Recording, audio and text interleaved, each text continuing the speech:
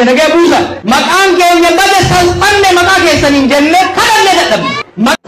Dhaggeeffadhaa nuyi Itoophiyaa jibbineen fincille kaleessaas nuyi Amaara jibbineen fincille Tigree jibbineen fincille Oromoon kan fincille miidhaa maqaa Itoophiyaatiin irra gahu ifirraa cabsuudhaaf. Har'ammoo dirqamni Oromoo akeenyi Oromoo haa ta'uu qabu Itoophiyaan nullee miti nama biraallee hin miine. Numa miti nama biraallee hin miine. Jaaluma har'a Itoophiyaan kaleen miidhaa turte sun harka nama keenyaatti nullee miidhuu jirti sababni kaanillee miidhuu jirti jechuudha. Gama lamaan kasaaraa keessa jirra miidhaa gam lamaa keessa jirra jechuudha. Gama tokkoon Itoophiyaa qabatanii numa miidhuu jira ijoolleen keessa bahe. Gama kaaniin maqaa keenyaan immoo mootummaa Itoophiyaa qabatanii sabaaf sablammii miidhaa jiran. Kun hariiroo nuuf sabaaf sablammii wajjin qabnu baay'ee miidhaa jira jechuudha. Kanaaf walitti ni araarama Itoophiyaa fi Oromoon wanni wal lolchiise sirna abbaa irree dhufaa dabra aangoo qabatee maqaa saba tokkootiin uummatoota nyaatu jechuudha. Wanni Oromoo ta'u wanni sabaaf sablammii biyya saniitiif ta'u biyya faffacaasanii deemuu miti. Itoophiyaan amma jirtuun facaanan Oromiyaan keessaa baatu hin jiraattu kana beekaa. Tigraay keessaa baatu hin jiraattu. Faffacaatii okkatee lafa buutanii beektanii okkotee lafa buuse taane san keessatti Oromoon hin buufatu namni fuula kijiban dhaga'ina. Riyaalitiin jiru maali? Biyyi Itoophiyaatun sirraa'uu qabdi. Sirraa'uu ni dandeessi. Oromoo akka taatutti, Tigree akka taatutti, Guraagee akka taatutti, Amaara akka taatutti, Soomalee akka taatutti haqa walii eeganii, dhugaa walii eeganii, waliin mari'atanii, negoosheet godhanii, baargeen godhanii sirna mootummaa Itoophiyaadhaa kan wal qixxummaan, bilisummaan, wal kabajni keessa jiru jaaruun ni danda'ama jechuudha. Walii galatti waa'ee ijoollee abaa'ootiin itti kaaftan. Ijoollee abaa'ootiin jedhan kun qeerroo bakka keessanitti isin dhiibbanii dhuftan. Kijiba finxaalee maal jedhan kun marroon isoo taate bara meeqa dura nama qabsoodhaa ba'e garaagarummaa tarsiimoodhaa qabaachuu dandeenya. Wanni garuu ifa ta'uu qabu marroo ta'ee zammana kaasee kan bosonan galchee dogongora badii siyaasaa Finfinnee irratti Abiyyi Ahmadii fi tuunni isa marsee harka dha'uuf raawwate. Hanga wanti hakiimoo jedhamtu karaa deemtutti Oromiyaan nageen hin jiraatu, Amaarri nageen hin jiraatu, Tigreen hin jiraatu, Soomaaleen Moqodishoo illee nageen argattu. Rakkoon guddaan gamba Afrikaadhaa kaleessa sarras masaraa kana kan hoggaan jiru masaraa haaraa ijaaruutti ga'e qaalichi akkasii miti. Sirna bulchiinsaa Finfinnee keessa jiru jechuudha. Finfinnee karaa deemuun, Finfinnee eemaluun, Finfinnee sirreessuun nagaa Baardaariifis, nagaa Maqaleetiifis, ka Jijjigaatiifis, ka Hawaasaatiifis, ka Moqdishootiifis illee barbaachisaa jechuudha. Rabbiin waan godhan laal. Tigree wal lolchiisan, Amaara wal lolchiisan, Oromoo wal lolan, Soomalee itti baqannee keessa jiraachaa turellee diinuu godhe. No, nuti uummanni Soomaaleetis galatamuu irraa qaba bara. Gaafa biyya keenya irraa ari'amne abboonni keenya abbootu ni beeka. Isaan keessa baqan. Wanni bishaan rabbi uume nuufillee isaaniifillee ni gahe. Akka isaaniif fayyadutti akka nuuf fayyadutti tolchuu dandeenya. Wanni humnaan yema baasuuf hin jiru. Humnaan yema baasuuf mangistuufis hin taane. Maqaa keenya immoo kun hayyamamuu qabu jechuudha. Kanaaf Itoophiyaa dimokiraatoof ka haqa Oromoodhaa eegi, ka kabaja Oromoodhaa eegi, ka haqa Amaaraa eegi, haqa Somaalee eegi, haqa Harariidhaa eegi ni ijaarra ni dandeenya. Lakkoofsa nama qabna, qabeenya qabna, roorrifamne beeyna wanni nama biraa roorrifnuuf hin jiru jechuudha. Kanaaf sirni amma jiru kun sirna Oromoo akka malee miidhaa jiru, sirna sabaaf sablammii maqaa Oromootiin miidhaa jiru waan ta'eef miidhaa kana akka dhaabu dirqisiisuu ka danda'u Oromoodha. Isinitti himuu loon sirna kan nuti angorra kaa'e I take personal responsibility. Naatu murteesse more than anybody else angorra isaan kaa'uudhaaf. Rakkoo Oromoo fi uummata Itoophiyaa irra ga'uu filne itti gaafatamummaa qabna jechuudha. Sirna kana sirreessine uummanni biyya sanii nagaa akka argatuuf hafuura akka baafatuuf karatti deebisuun sirreessuun beekama. Jarri kun sirraa'uu hin danda'a. Last fall jallaan ibidda jala yoo keessa takkaan ni guyyaa takkaan baqeet bada lamaa ala ni jechuudha. Biyya nagee buusa maqaan keenya bade salphanne maqaa keessaniin jennee kadhannee dadhabne. Maqaa saba kanaa xureessu hin hayyanne quufa keessa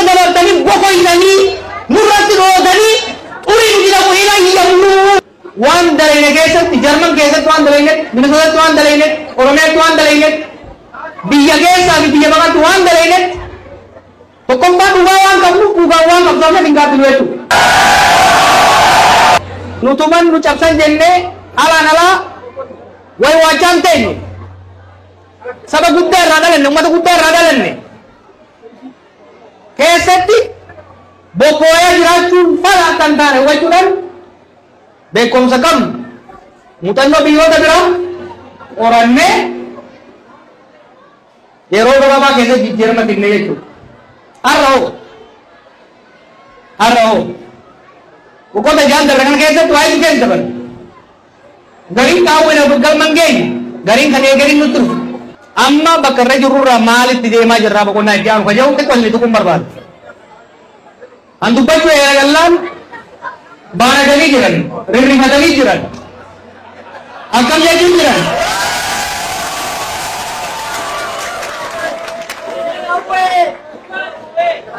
waggaa lamaan dabre kana waggaa lamaan dabre eegalii dhaabee booda itti hasaasaatiin ture amma immoo itti iyyuun eegale itti iyyinee itti lallannee dhaga'uu waannaan iyyuu sullee dhufa jechuudha kana beekuu qaba namni mootummaa garagalchuuf deemanii mootummaa kuffisuu barbaadanii jiran lakki nun mootummaa kuffifni agarree jirra barbaashinaa miluutu we have done it kuffisuu barbaadan arra gaafa muuxannoo qabnu dhiisi gaafa tiyoorii qofa qoranneeyyuu lafaan keenya agarsiifnee jirra nu har'a akeeka mootummaa kuffisuu jedhuun inni gadeemaa jiru mootummaan ufiiyyuu kufaa jirti dhiibbaa keenya hin barbaaddu wanni jechaa jirru mootummaan darreen lafa dha'ee jirtu tun akka nurratti hin qubneef lallabu jirra akka nurratti hin qubne mootummaa maqaa Oromoo baallattee maqaa Oromoo nyaatti mootummaa maqaa Oromoo baallattee Oromoo salphifte aanessite kana nurratti akka hin qubneef lallabaa jirra malee ufiiyyuu kutu jirti waan kuffisuu ajaarraa hin qabnu jechuudha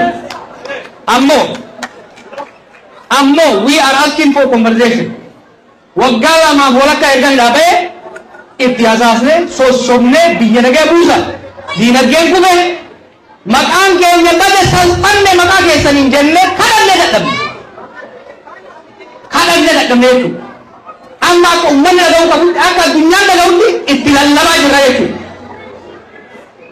yoo dhaga'an ifis biyyas baraaruu danda'a garummoo dhaga'uu baatanii gurra isaanii gubboo soomse kanaan itti humna jennaan maqaa saba kanaa qabatanii ittiin kufuu xureessuu hin hayyannu biyya teenya ka abboonni keenya keessa rakkoo meeqatan waan biyya sanitti taane bineensuu hin taane arra bineensuu keessaa ba'ee qoomsa kusuu hin hayyannu jechuudha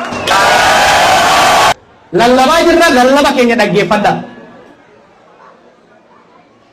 raftanii fireena qabdanii raftanii fireena qabdanii quuftanii quufa keessa dabartanii boqoysanii nurratti dhootanii xurii nuti dhabu hin hayyamnu quufa sana biraan binnaa Oromoo dhagaya ummatni keenya rakkoo har'a keessa jiru kana zamana Minilikis argeen beeku zamana Haile Sillaasees argeen beeku zamana Mallasaatii zamana Darbuus argeen beeku rakkoo kana hunda obseet bor naasirraa'een kaleessa dargaggummaa akka isaan godhe kaleessa boroma akka isaan godhe arraa bor wayyaamsoo jau itti hammaataa deema kana caalaa hin obsinu jechuudha sirraanii sirraa'uu baannaan immoo bakka buunaa jechuudha dhugaatii qabu warra Jarman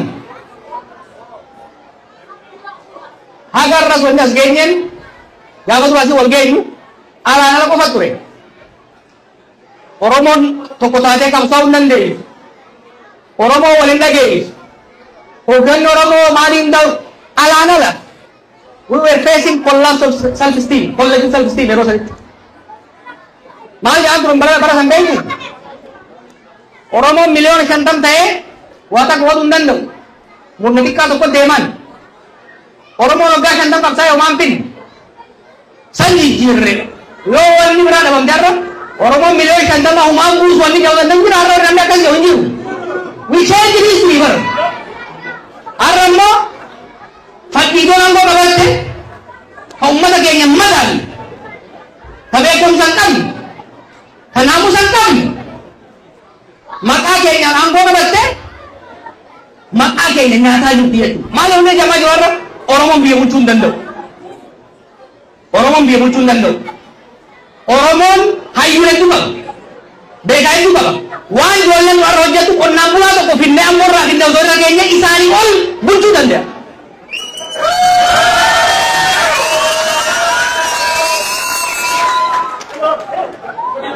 Kufaatiin isaanii, salphinni isaanii, darrinni isaanii, laftinni isaanii ummata keenya maqaa nyaatee hamilee nu buusaa jira jechuudha. Hamilee ummata keenya akkuma kaleessa Oromoon qabsoo hin danda'u jansan qabsoo agarsiifne qabsoo akka danda'u qabatamaa agarsiifnetti har'allee yoo sirraan baannan bakka isaanii kan bulchuu danda'u keenya agarsiifna jechuudha. Walii galna. Yartuu keessa baatee hin tuffatamnu nu ummata guddaadha. Nu ummata kabaja qabnu. Nu ummata tokkummaa qabnu. Nu ummata beekumsa qabu, ummata naamusa qabu. Naamusaa guddanne, darajaa guddanne. Kanaaf namni bakka jirtan kan gaafachuu qabdan. Wanti waggoota jahan kana biyya keenya irratti ta'e maqaa keenyaan raawwatame. Badii, salphina, laafina, hali rabbii jaa warri kaleessaa bari yoo hatanillee gara itti geessan qaban. Namni akkamitti sabban haala isaatirraa hiikee hatee Dubaay ittiin galatan. Kanaaf dubbii bubbuliisinee mari'achuu deemnaa jechuudha. Ji'oota lamaan sadan afaan kana keessatti bubbuliisinee waliin mari'anne. Lakkii wanni isin jettan kun sirrii miti. Biyya akka gaarii bulchuu jirra. Yoo jedhan gadi haa bayanii isin duratti waliin haasa'uudhaaf ragaadhaaf qophii.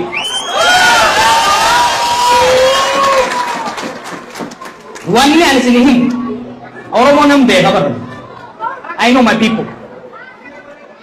Isin keessa akkanuma tosoon hammaare akka ajaa'iba biyya bulchitan osoo mana akkuma qorsoo tosoo isin keessa hammaare nama.